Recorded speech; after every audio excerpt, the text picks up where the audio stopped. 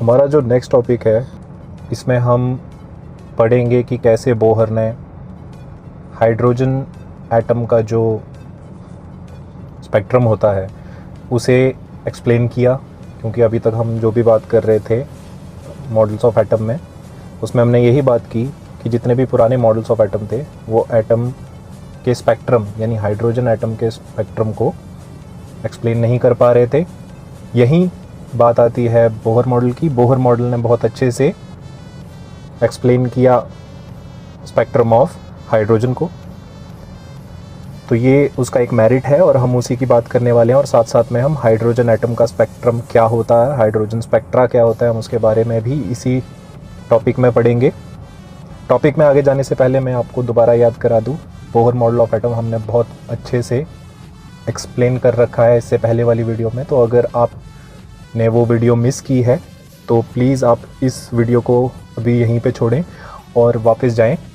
Bohr model of atom की explanation को आप अच्छे से पढ़ें क्योंकि उसमें बहुत सारे फैक्ट्स हैं जो आपके लिए जानना बहुत ज़रूरी है इस टॉपिक में आने से पहले। सो अगर आपने वो वीडियो नहीं देखी आप प्लीज़ वापस जाएं और उस वीडियो को चेकआउट करें और उसके नोट्स भी साथ साथ में ले लें और अपने नोट्स बनाते रहें जैसे जैसे हम लेक्चर्स में आगे बढ़ते हैं।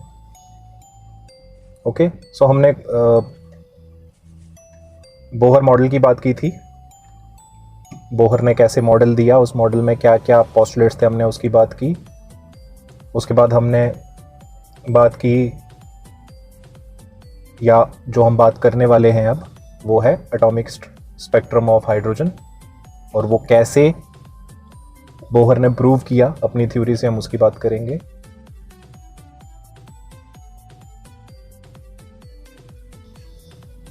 लेकिन इस टॉपिक में आगे जाने से पहले दोबारा से हमें कुछ चीज़ें पता होनी चाहिए, जैसे हाइड्रोजन एटम का स्पेक्ट्रा होता क्या है। तो हम स्पेक्ट्रम की बात करेंगे और कैसे स्पेक्ट्रम बनता है हाइड्रोजन एटम में, हम उसकी बात करेंगे। और क्या प्रॉब्लम थी, क्यों स्पेक्ट्रम जो है वो एक्सप्लेन नहीं हो पा रहा था, हम उसकी भी बात करेंगे। तो सबसे पहले अगर हम देखें हाइड्रोजन एटॉमिक स्पेक्ट्रा क्या होता है।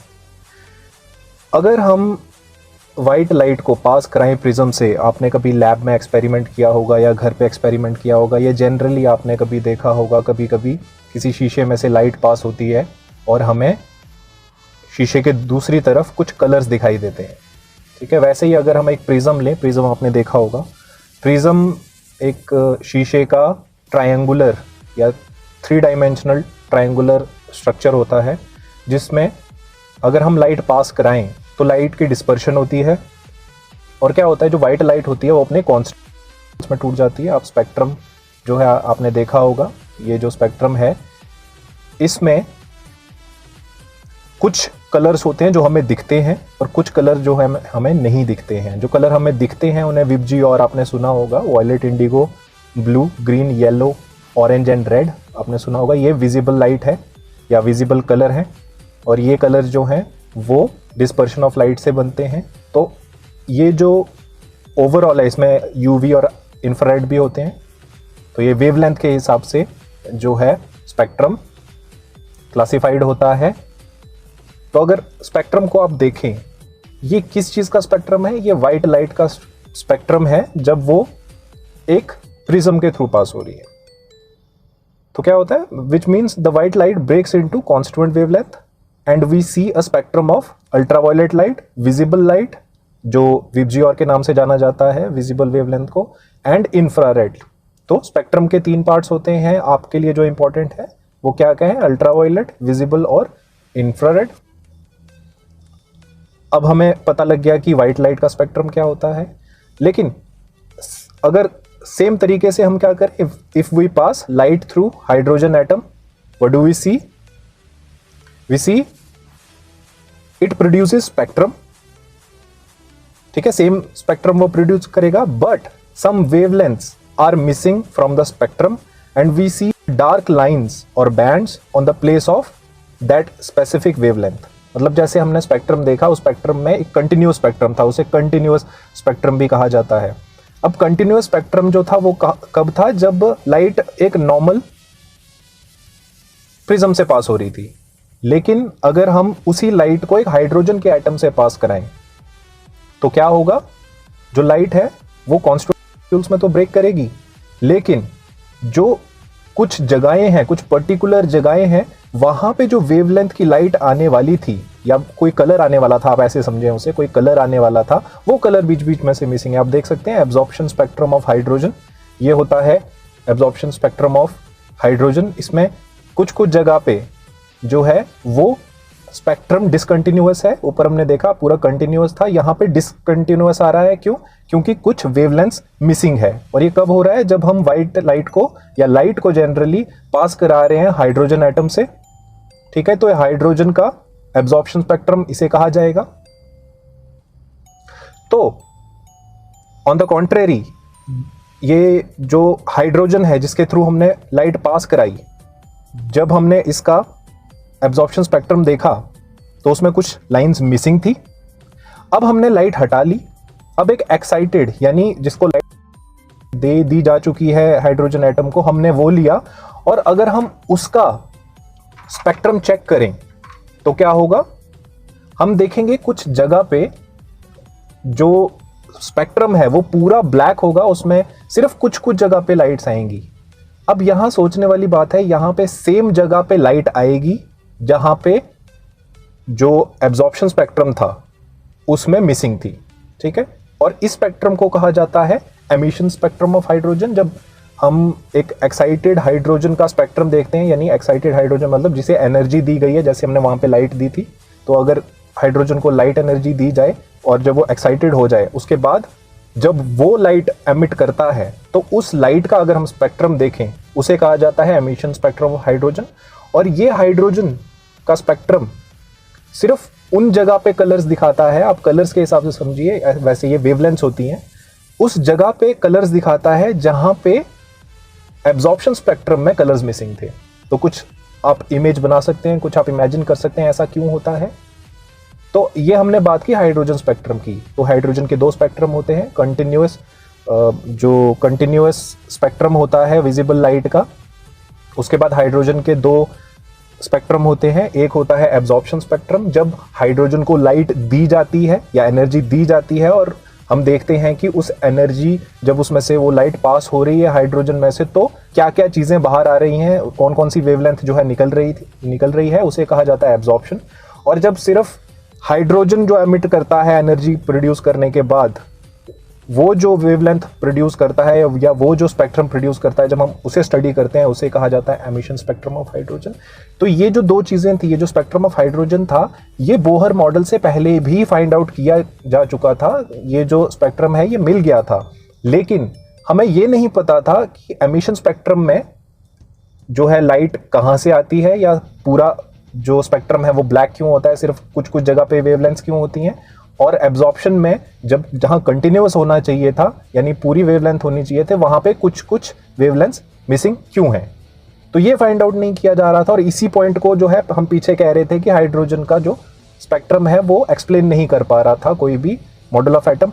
अब बोहर ने ये जो डिलेमा था इसे एक्सप्लेन किया, और वो एक्सप्लेनेशन क्या थी, Bohr model explain that electrons absorb certain amount of energy to jump into higher shell and lose specific energy to jump down in lower energy shell। हमने पिछले पोस्टुलेट्स में बात की थी कि जो फिफ्थ पोस्टुलेट था शायद हमारा ये, कि जो फोर्थ या फिफ्थ था जो भी था, कि जो इलेक्ट्रॉन्स होते हैं वो कुछ स्पेसिफिक एनर्जी यानी वेवलेंथ, आप सोचें इसको साथ साथ में, कुछ स्पेसिफिक एनर्जी को एब्जॉर्ब करते हैं।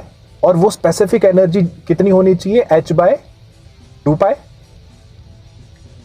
तो h/2π या उसका इंटीग्रल मल्टीपल 2h/2π 3h/2π। तो स्पेसिफिक एनर्जी ताकि वो हायर एनर्जी शेल में जा सके, या फिर लूज करता है उतनी ही स्पेसिफिक एनर्जी ताकि वो नीचे आ सके। तो आप समझ रहे हैं ऐसा क्यों होता है। ऐसा इसलिए होता है कि हाइड्रोजन जो है वो जब उसे लाइट दी जाती है तो वो लाइट में से कुछ स्पेसिफिक बैंड्स ऑफ एनर्जी को एब्जॉर्ब कर लेता है, इसीलिए कंटिन्यूअस बैंड में क्या होता है, डार्क लाइंस आ जाती हैं। ओके, तो उससे बनता है एब्जॉर्प्शन स्पेक्ट्रम। और जब वो एनर्जी, अब जो चीज़ एक्साइट होती है, जिस चीज़ में एनर्जी होती है, वो एनर्जी लूज भी करती है। अगर आप कभी स्विंग्स पे बैठे हों पार्क में, तो यानी झूले पे अगर आप बैठे हों, तो झूले को जब हम धक्का मारते हैं उसे एनर्जी देते हैं, लेकिन वो एनर्जी उसे क्या करती है, वो उसे पुश करती है, झूला ऊपर ऊपर जाने लगता है।